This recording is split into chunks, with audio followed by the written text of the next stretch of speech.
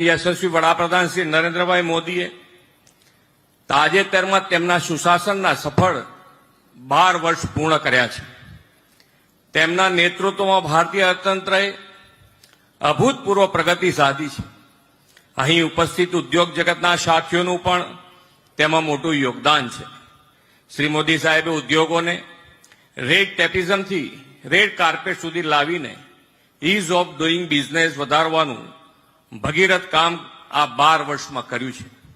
ગુજરાતને તો તેમના વિઝનરી નેતૃત્વનો લાભ સતત 25 વર્ષથી મળી રહ્યો છે.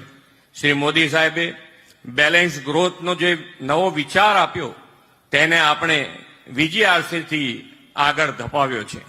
મહેસાણા, રાજકોટ, સુરત એમ 3 રિજિયનલ વાઇબ્રન્ટ કોન્ફરન્સની સફળતા પછી આજે મધ્ય ગુજરાત પ્રદેશના 10 જિલ્લાઓની આ ચોથી વીજીઆરસી યોજાઈ રહી છે.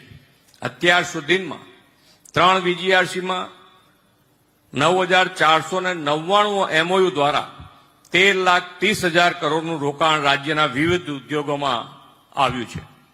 શ્રી મોદી સાહેબ કહેતા કે એક સમય એવો હતો કે મધ્ય ગુજરાતના વિસ્તારમાં સાયકલનું પણ ઉત્પાદન નહોતું થતું અને આજે આ વિસ્તાર દેશની મેન્યુફેક્ચરિંગ સપ્લાય ચેઇનનું મહત્વનું કેન્દ્ર બન્યું છે.